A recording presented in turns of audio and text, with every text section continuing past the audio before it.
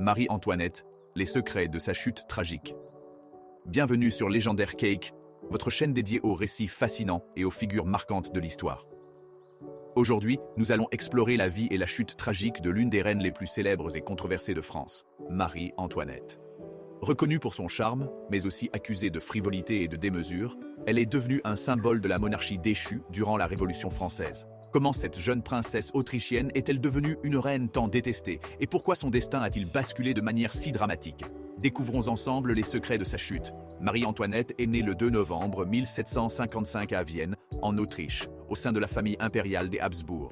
Fille de l'empereur François Ier et de l'impératrice Marie-Thérèse, elle grandit dans un environnement luxueux mais strict. Dernière de 15 enfants, elle bénéficie d'une éducation orientée vers son futur rôle de reine. Dès son plus jeune âge, Marie-Antoinette est formée pour renforcer les alliances politiques de l'Autriche. En 1770, à seulement 14 ans, elle est mariée au dauphin de France, Louis XVI, dans le cadre d'une alliance entre la France et l'Autriche. Ce mariage marque le début de son voyage dans un monde où elle devra jongler entre intrigues de cour et attentes démesurées. En 1774, Louis XVI devient roi et Marie-Antoinette, reine de France. Dès ses débuts, elle suscite autant d'admiration que de critiques. Sa beauté et son charme captivent la cour, mais son comportement est souvent jugé imprudent. Marie-Antoinette vit à Versailles, un palais d'une opulence incomparable.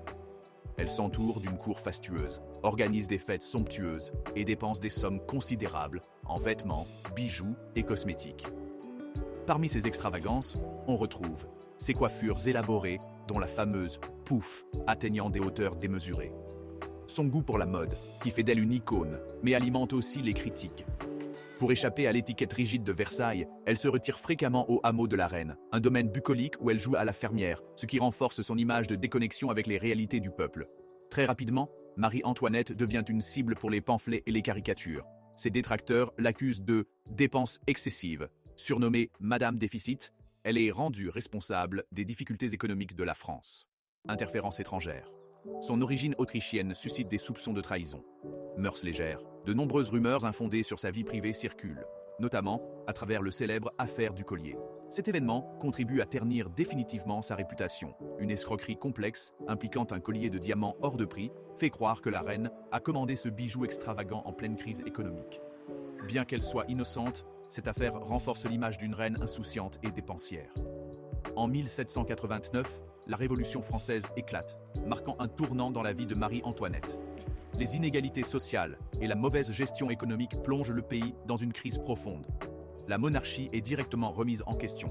Le 14 juillet 1789, la prise de la Bastille symbolise le début de la Révolution. Peu après, en octobre, une foule en colère marche sur Versailles et force la famille royale à s'installer au Palais des Tuileries, à Paris. Ce déplacement marque la fin de l'opulence pour Marie-Antoinette. En 1791, la famille royale tente de fuir Paris pour rejoindre des partisans royalistes à l'est du pays. Cette fuite à Varennes est un échec retentissant. Arrêtés et ramenés à Paris, Louis XVI et Marie-Antoinette perdent définitivement la confiance du peuple. En 1792, la monarchie est abolie et la République est proclamée. La famille royale est emprisonnée à la prison du Temple. Louis XVI est jugé pour trahison et exécuté le 21 janvier 1793. Après la mort de son mari, Marie-Antoinette est isolée et devient la veuve Capet. Elle est transférée à la conciergerie, une prison austère où elle attend son propre procès. Le 14 octobre 1793, Marie-Antoinette est jugée par le tribunal révolutionnaire. Les accusations portées contre elle sont variées et souvent absurdes. Trahison, en raison de ses origines autrichiennes. Dépenses extravagantes, une critique récurrente depuis des années. Malgré une défense éloquente, elle est déclarée coupable. Sa condamnation à mort est prononcée le 16 octobre 1793. Le matin du 16 octobre 1793, Marie-Antoinette est conduite à l'échafaud sur la place de la Révolution, aujourd'hui place de la Concorde. Vêtue d'une simple robe blanche, elle monte sur la guillotine avec dignité.